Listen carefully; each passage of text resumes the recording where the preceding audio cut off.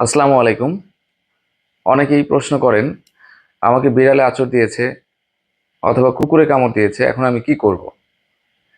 তো এই প্রশ্নের উত্তর দেওয়ার আগে আগে একটু বলি, সেটা হচ্ছে বিড়াল এবং কুকুর এটা একটা মারাত্মক প্রাণঘাতী রোগ ছড়ায়, সেটার নাম হচ্ছে র্যাবিস অথবা জলাতঙ্ক। আপনার যদি একবার র্যাবিস অথবা জলাতঙ্ক হয়ে যায় তাহলে আপনার মৃত্যু অবধারিত। কিন্তু খুব সহজেই এই রোগটাকে প্রতিরোধ করা সম্ভব, একটু সঠিক সময় সঠিক সিদ্ধান্ত এবং সুচিকিৎসা নেয়ার মাধ্যমে এই রোগটি সম্পূর্ণভাবে প্রতিরোধ করা সম্ভব। তো আজকে চলুন আমরা জেনে নেই জলাতঙ্ক কি। জলাতঙ্ক আসলে একটা প্রাণী হতে মানুষের শরীরে সংক্রামিত ভাইরাসজনিত রোগ। এটা আসলে র্যাবিস ভাইরাসের মাধ্যমে হয় এবং এটা আমি আগেই বলেছি, এটা 100% ফ্যাটাল ডিজিজ, মানে এটা যদি একবার হয় আপনার মৃত্যু অবধারিত। কিন্তু এটা 100% প্রিভেন্টেবল ডিজিজ, মানে এটা শতভাগ প্রতিরোধযোগ্য একটা রোগ। তাহলে চলুন এবারে জেনে নেই কি কি প্রাণীর মাধ্যমে এই জলাতঙ্ক ছড়ায়। বাংলাদেশে মোটামুটি 90%-এরও বেশি জলাতঙ্ক ছড়ায় কুকুরের মাধ্যমে। এরপরে রয়েছে বিড়াল, শেয়াল, বানর, বেজি এবং আরও কিছু বন্যপ্রাণীর মাধ্যমে এই রোগটি ছড়ায়। আর কি কি প্রাণীর মাধ্যমে এটা ছড়ায় না, যেমন ইঁদুর, গুইসাপ, তক্ষক জাতীয় প্রাণী, বিভিন্ন ধরনের পাখি, এগুলোর কামড়ে এই ধরনের র্যাবিস ছড়ায় না।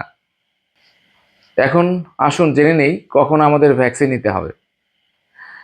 প্রথমত আমরা এই কুকুরের কামড় অথবা এর আঁচড়কে সাধারণত তিনটি ভাগে ভাগ করে থাকি।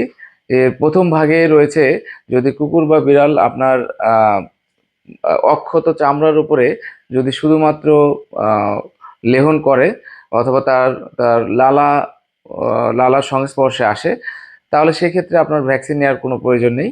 শুধুমাত্র আমি যেটা বললাম যে চলমান পানিতে বা রানিং ওয়াটারে কাপড় কাচার সাবান বা ডিটারজেন্ট দিয়ে 15 মিনিট জায়গাটা পরিষ্কার করলেই হবে, কোনো ভ্যাকসিন নেওয়ার প্রয়োজন নেই।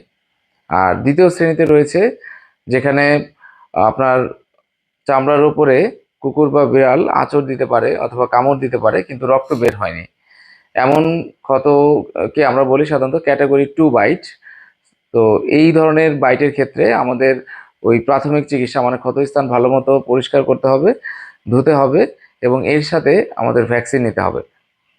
আর ক্যাটাগরি 3 বাইট যেখানে একটু মারাত্মক রকমের জখম হয়, যেখানে রক্ত বের হয়ে যায় এবং এবং সাধারণত খুবই গভীর ক্ষতের সৃষ্টি হয়, সেগুলো হচ্ছে ক্যাটাগরি 3 বাইট।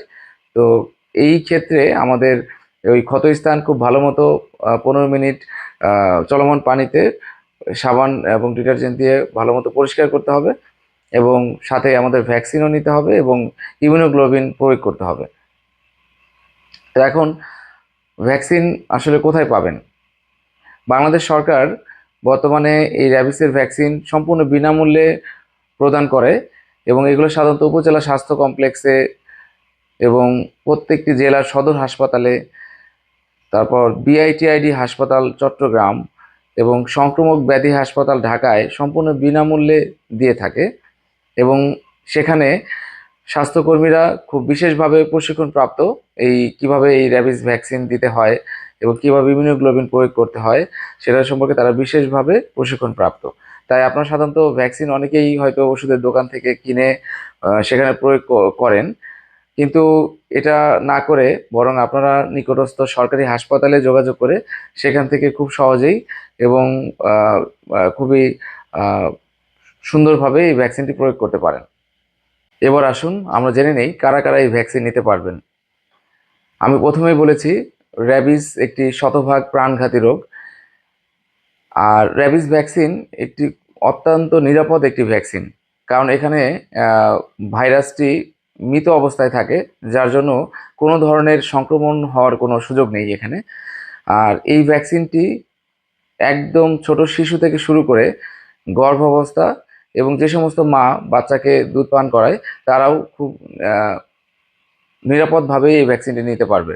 এছাড়াও কেউ যদি এইচআইভিতে আক্রান্ত হয় অথবা অন্য কোনো ওষুধ খেয়ে থাকে অথবা অন্য কোনো ভ্যাকসিনও নিয়ে থাকে, সেক্ষেত্রেও এই ভ্যাকসিনটি নিরাপদে তারা নিতে পারবেন।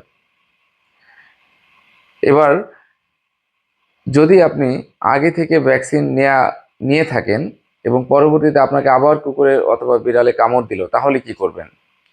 আপনার ভ্যাকসিন নেওয়ার পরবর্তী 3 মাসের মধ্যে যদি আপনি আবারও কুকুরের কামড় অথবা বিড়ালের আঁচড়ে আক্রান্ত হন, তাহলে আপনাকে কোনো ধরনের ভ্যাকসিন অথবা ইমিউনোগ্লোবিন নিতে হবে না। কিন্তু 3 মাস পার হয়ে গেলে এর পরবর্তীতে আপনাকে আবার বুস্টার ডোজ নিতে হবে। সেই ক্ষেত্রে শুধুমাত্র 2টি ডোজ নিতে হয়। এই জন্য আপনার আবারও অবশ্যই একজন রেজিস্টার্ড ডক্টরের পরামর্শ নিতে হবে।